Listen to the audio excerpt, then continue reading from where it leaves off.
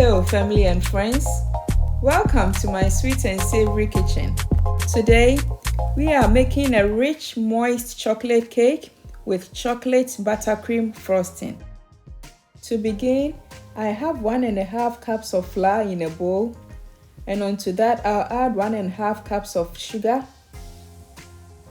half tablespoon of baking powder and half tablespoon of baking soda, a teaspoon of salt, and 3/4 cup of cocoa powder.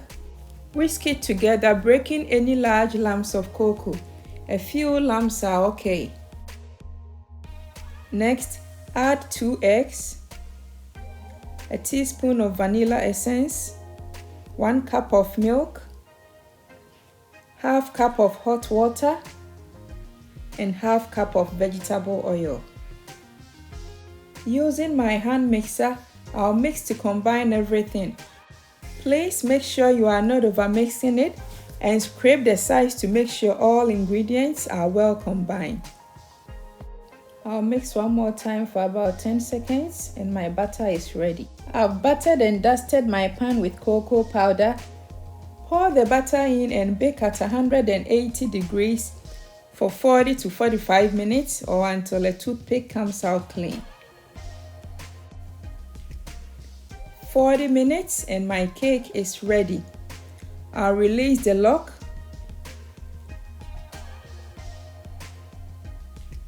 and then remove the bottom plate as well. Then leave it to cool down while we go ahead and make our chocolate buttercream frosting.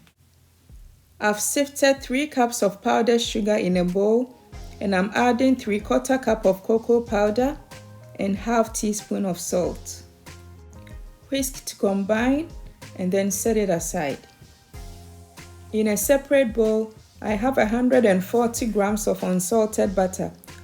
I'll beat it together with my hand mixer until it's fluffy and creamy. Scrape the sides when necessary and continue mixing. If you haven't subscribed to my channel yet, please subscribe and click on the bell next to it so when I upload a new recipe, you get a notification. It's looking light and fluffy. Next, gradually add the mixture of powdered sugar and cocoa powder and continue mixing. Oh, it's about to get messy. Yep, it can be really messy sometimes. Scrape the sides to bring it together and then continue mixing. I normally pour it in 3 parts so it doesn't get too messy. Scrape the sides to bring it together and then add a teaspoon of vanilla essence. Continue mixing and then pour in the last bit. See, I told you it can get really messy. At this point, I'll add 1/4 cup of milk. Scrape the sides and then keep mixing. When it becomes too thick, you can still add more milk until it becomes smooth, silky, and spreadable in texture. It is silky smooth now, as you can see. Now let's go ahead and assemble the cake. I have a baking paper on a plate. Put the cake on and then cut the cake into 2 equal parts. Place your palm on the cake firmly so it doesn't break because it's so soft. Lift the top half gently and place it on the side. Cut some pieces of baking paper and line it on a plate. Then put a bit of butter in the middle to hold the cake and then place the cake on top. Then spread a generous amount of frosting on top of the cake. Keep spreading gently until it's all covered. You can level the top of the other half as well, and then place it on with the flat side on top. Spread a generous amount as well until it's all covered with frosting. I'm going for a rustic look for this cake because I'm not using a cake turntable. This is so simple and easy to make at home. Then I'm just using the tip of the spatula to give the top a spiky look. Next, slowly pull the baking paper underneath the cake.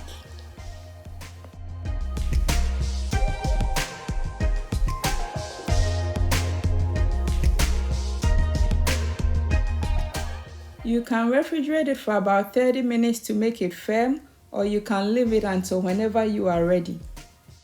I put mine in for 30 minutes and now let's cut it. This is what I've been waiting for. It's so soft and moist.